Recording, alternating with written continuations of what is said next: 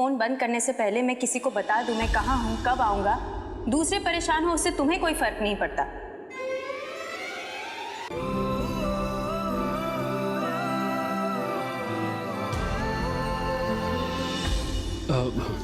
Sorry, वो आजकल दिमाग ही नहीं चल रहा मेरा तो। दिमाग नहीं हेलो। अब तू क्यों हंस रही है? चल। हाँ गुड डे, बाय। तुझे क्या हो गया सुबह सुबह? अरे कुछ नहीं यार, बिना बताए सुबह सुबह गायब हो गया। ऐसा कोई करता है क्या?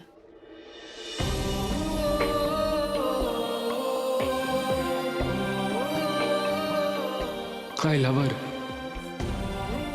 हद से ज्यादा प्यार करता हूं मैं उनसे, उनकी हर चीज से, उनकी स्माइल, माथे पे लटकते दो बाल, नाक फुला के मुझे डांटना, हर टेढ़ी मेढ़ी चीज से प्यार है मुझे। और अब उन्हें बताए बिना रह नहीं पाऊंगा मैं, लेकिन उससे पहले मुझे किसी को सबक सिखाना है। अग्रवाल खानदान का ये चश्मो चिराग वेदिका जी के सारे प्रॉब्लम्स दूर कर देगा, और ये मेरा वादा है।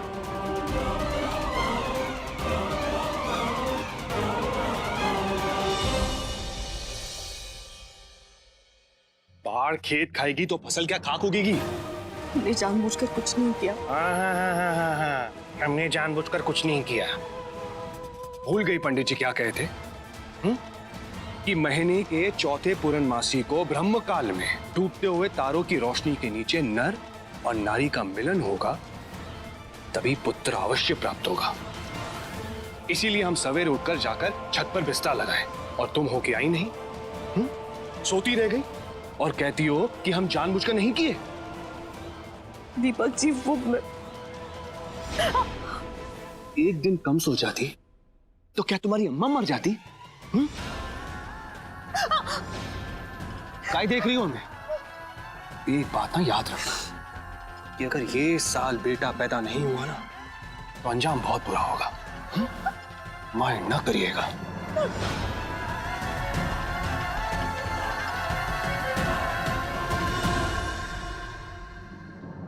इस घर का चिराग रोशन तो हम ही करेंगे।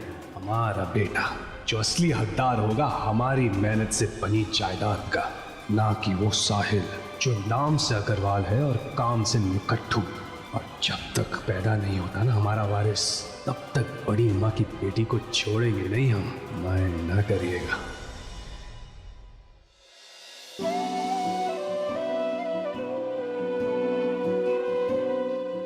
कब क्या हो जाए कुछ पता नहीं चलता ना माँ जी। देखिए इन तस्वीरों में कितनी खुश लग रही है वेदिका,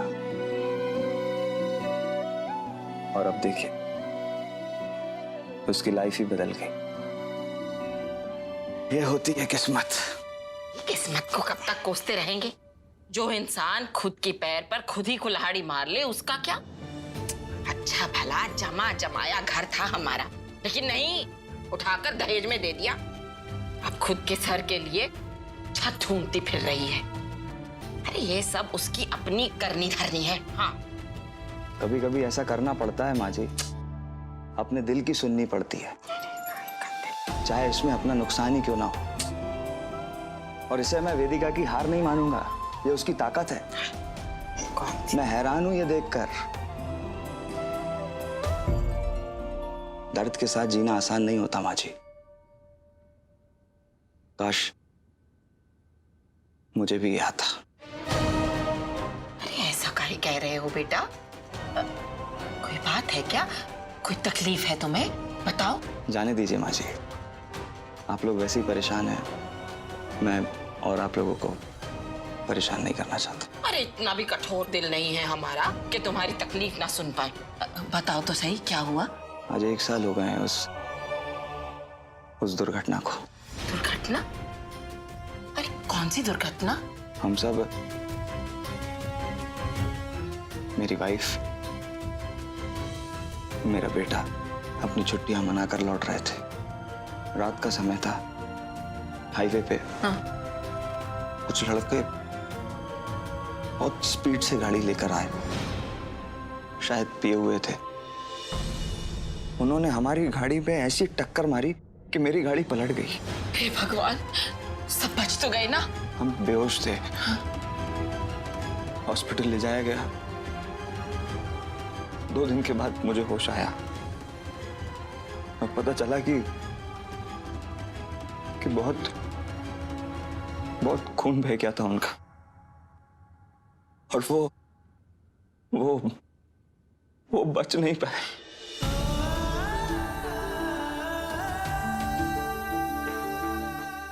ईश्वर, अरे तुम्हारा तो पूरा संसार ही उजड़ गया। कैसी माया है भगवान की। अरे लेकिन ये बात तुम उस दिन काहे नहीं बताए, हाँ? जब तुम आए थे। कैसे बताते माँ जी, आप और वेदिका पे तकलीफें कम है जो मैं अपनी तकलीफें भी डाल देता। अरे बेटा, मुश्किलों में तो अपने काम आते हैं। बहुत ही जाती हुई है तुम्हारे साथ तो। हमें तो ये नहीं समझ आ रहा कि हम तसल्ली देने के लिए तुम्हें कहें तो क्या कहें। आप लोगों से मिलकर ही बहुत बड़ी तसल्ली हो गई है। शायद इसलिए मैं समझ सकता हूं वेदिका पे क्या बीत रही होगी अनुराग के। हम दोनों एक जैसी चोट खाए हुए हैं और एक जैसी जिंदगी जी रहे हैं। फर्क सिर्फ इतना है कि उसके पास आप और आर्या है और मैं बिल्कुल अकेला हूं। ऐसे काहे कह रहे हो बेटा?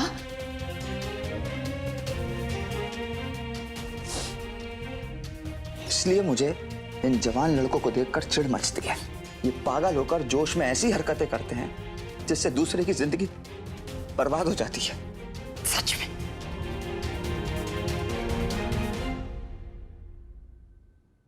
माँ जी, वादा कीजिए ये बात आप वेदिका को नहीं बताएंगी। अरे क्यों? सही समय पर मैं खुद बता दूंगा।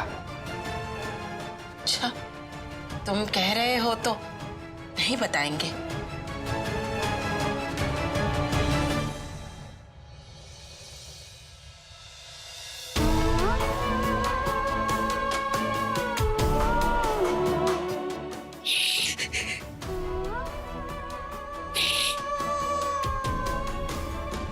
फिर आंखों से आंसू फूट पड़े।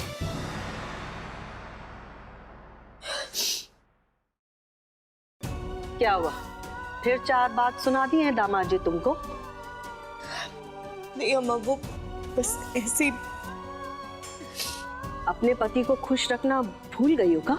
अम्मा हम जानते हैं, लेकिन दीपक जी। वो का पति हैं वो तुम्हारे, तुम उनकी पत्नी हो। बेटा चाहिए तुमसे, अब तुमसे बेटा नहीं मांगेंगे तो का बाहर वाली से मांगेंगे? ये दूसरी शादी है तुम्हारी और ये शादी किसी भी कीमत पर सफल होनी चाहिए। ये शादी हम तय किए और हम अपने बच्चों के लिए ऐसा कोई रिश्ता नहीं करेंगे जो उनकी भलाई के खिलाफ हो। माँ, क्या आप साहिल के साथ भी यही करेंगी?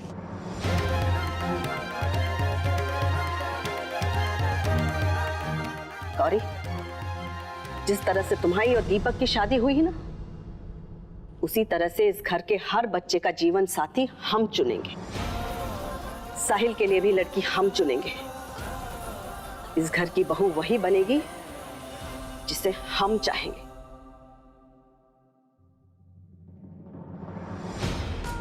मेरी मर्जी से तय हुआ रिश्ता मेरे लिए सही साबित नहीं हुआ, इसका मतलब ये नहीं कि किसी के लिए नहीं होगा। दुआ करती हूँ कि साहिल को ऐसी जीवन साथी मिले जिससे वो प्यार करता हो, क्योंकि जिस शादी में प्यार नहीं उस शादी में खुशी कभी नहीं हो सकती।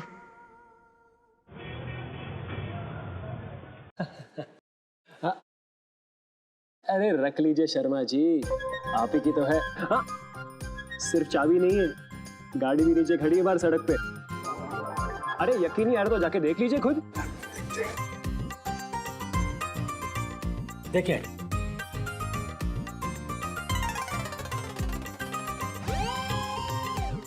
है कि नहीं चकाचक?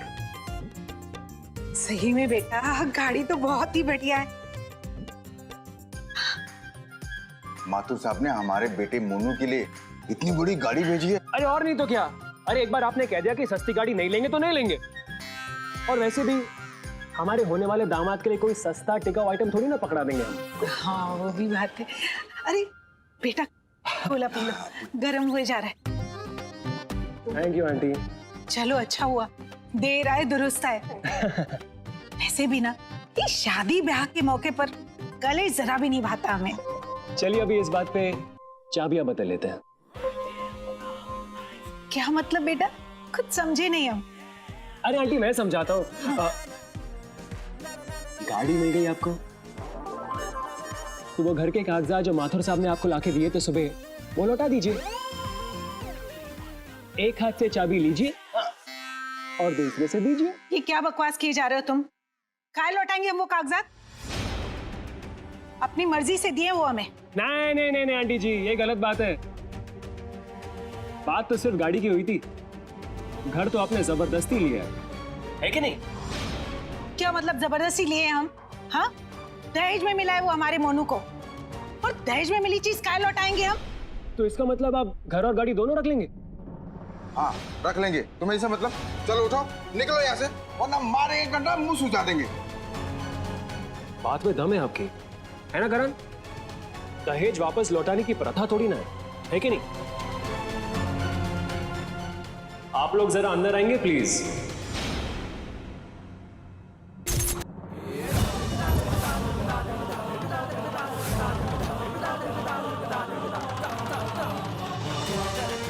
ये लीजिए, इसमें रिकॉर्डिंग है जिसमें इन्होंने खुद अपने मुंह से कहा है कि इन्होंने दहेज लिया है।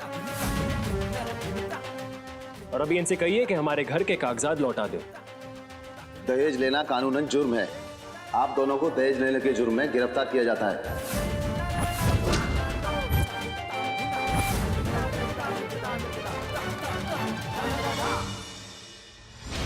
ये लीजिए, अब आपको ये घर छोड़ के कभी नहीं जाना पड़ेगा, कभी नहीं।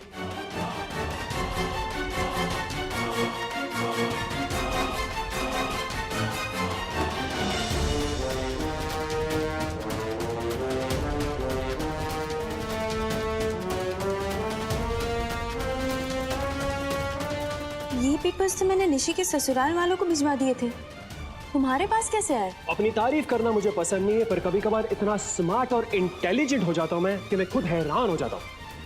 क्या सॉलिड आइडिया निकाला मैंने आपको घर वापस दिलवाने का। सुपर्ब। साहिल, तुम क्या करके आए? तुम जानते हो ना ये निशी की शादी का सवाल है।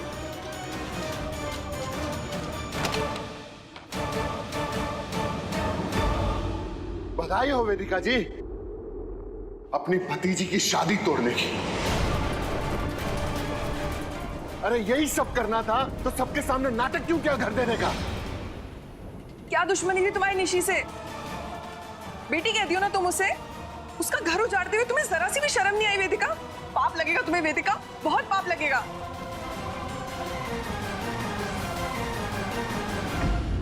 पर मैंने कुछ नहीं किया।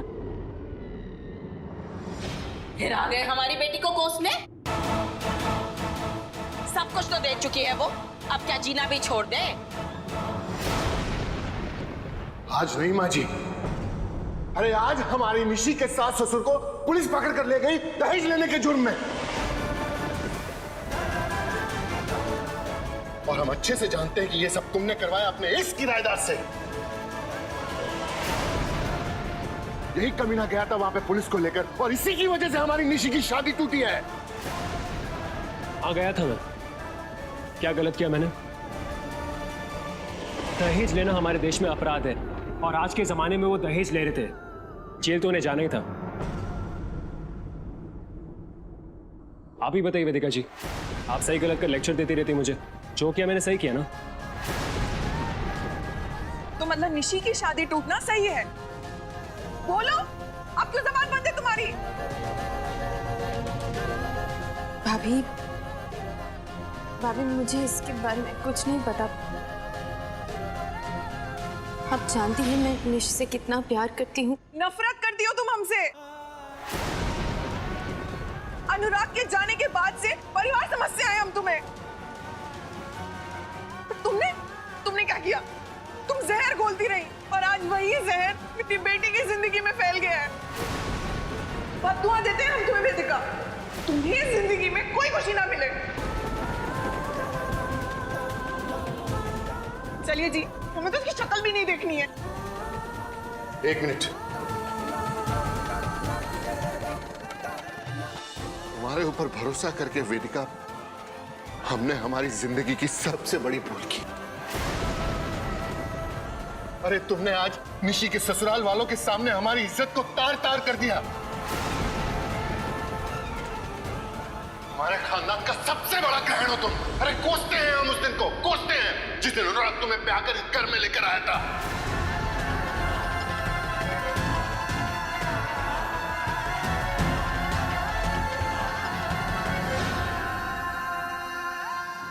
हमसे बकवास की जा रही है।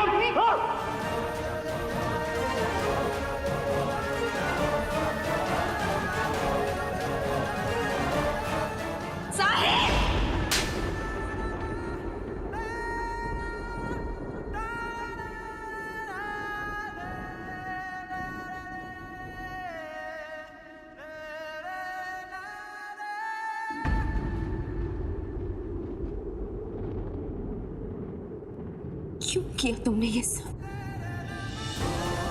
तुम्हें लगता है मैं बेवकूफ हूं और तुम बहुत स्मार्ट हो। हर प्रॉब्लम का हल है तुम्हारे पास। मैंने जो फैसला लिया था अपने मन से पूरे होशो हवास में लिया था। मेरा फैसला बदलने वाले तुम होते कौन हो?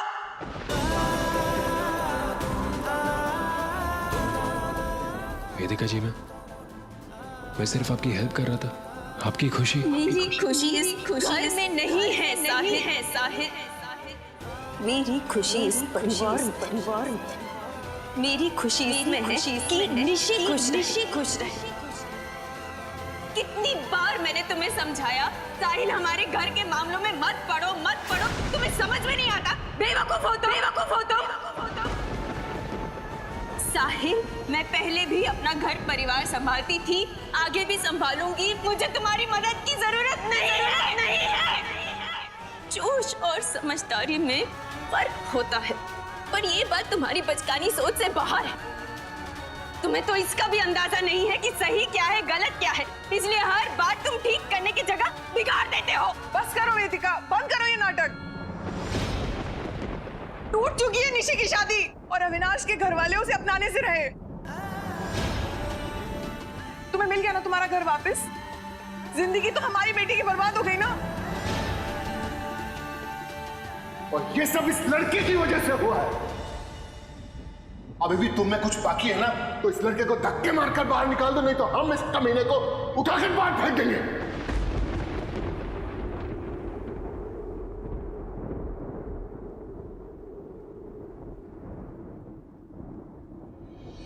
अगर तुम में अभी भी इंसानियत बाकी है तो इसे उठाकर बाहर फेंक दो।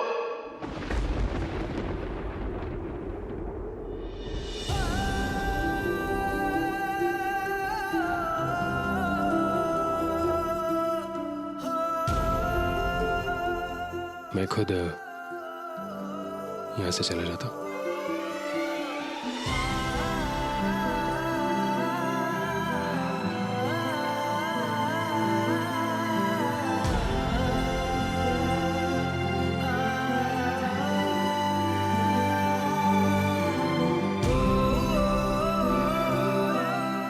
मुझे सही और गलत की समझ नहीं है वेदिका जी, पर आपको तो है, और उसी समझ से शायद से आपने ये घर दहेज में दिया होगा।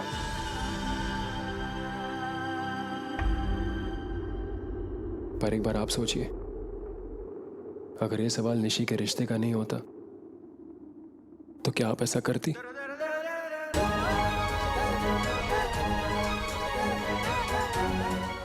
आप टीचर हैं, अपने स्कूल के बच्चों को ये पढ़ाती हैं आप। हाँ हूं मैं बेवकूफ, बचकानी हरकतें करते रहता हूं मैं, लेकिन थोड़ी बहुत जो समझ मुझ में आई है वो आपके वजह से आई है मुझे।